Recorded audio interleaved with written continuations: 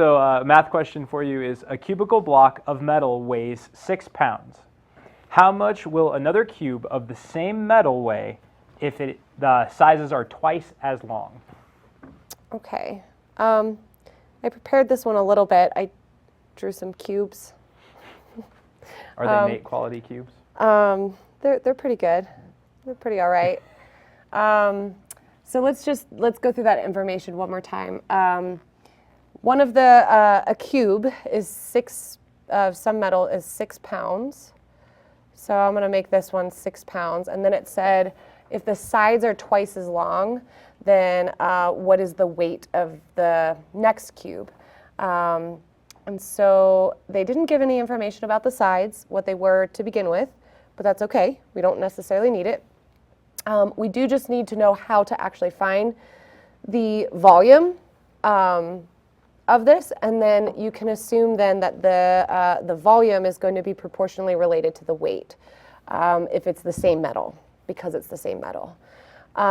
So when you are finding the volume, actually I just typed area, I'm going to say volume of a cube is going to be length times width times height. So that's just a rectangular prism in general. Now a cube, one thing that you should know is that cubes have sides where all of their side lengths are all the same. So the length times the width times the height is just going to be, it's all going to be the same number. So the length times 3 is really what it's going to be. Or sorry, times itself 3 times, so to the third power. That just means it'll be the length times the length times the length, same number. So actually let's do it this way. Let's still call it length times width times height. And then we'll find our volume of the first cube, and then we'll find the volume of the second cube. Now, I don't know the side lengths of this, but I do know how they're related to each other, as I mentioned, that they're all the same. So I'm going to call my width x, my length x, and then my height x as well.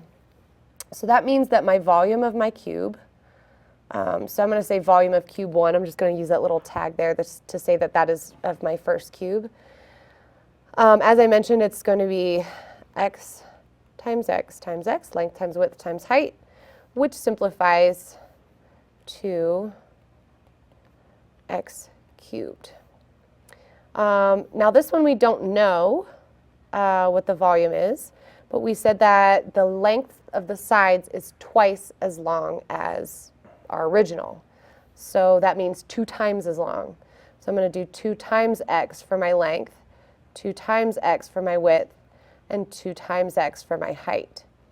That means my volume of my second cube is going to be 2x times 2x times 2x, or if we simplify that, we have 2 times 2 times 2, which is 8, and then x cubed.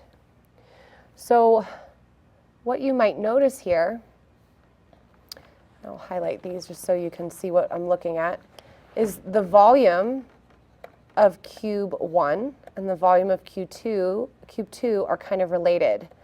In fact, the volume of cube 1 or 2, this is the same. So the volume of cube 2 is actually 8 times the volume of cube 1. So what we can assume then is that because it's the same metal and it has the same density, I'm getting into science a little bit here with density and whatnot, but we can assume, since it has that, that the weight is going to be the same, or is going to be proportionally related. So because my first cube is 6 pounds, my second cube, the volume's 8 times that of the first, so we're going to say that the weight is also 8 times what the first cube is. So I'm going to take my 6 pounds, multiply it by 8, because that's the same that the volume does, and we can then assume that the weight of the second cube is going to be 48 pounds. So this is one way to do it. A few other ways pop into mind, but I just knew that the volume, if I could find the proportion of the volumes to each other, that the weight would also have the same proportion to each other. So there's my geometry. How'd I do on the geometry? You did fantastic. Awesome. This is not my forte. I don't even know why we need Nate, honestly. Just kidding, Nate, if you're out there watching. I'm more of an algebra, calc, trig I'll even do. You are an algebra queen. Yeah, that's more of mine. So, but I tried.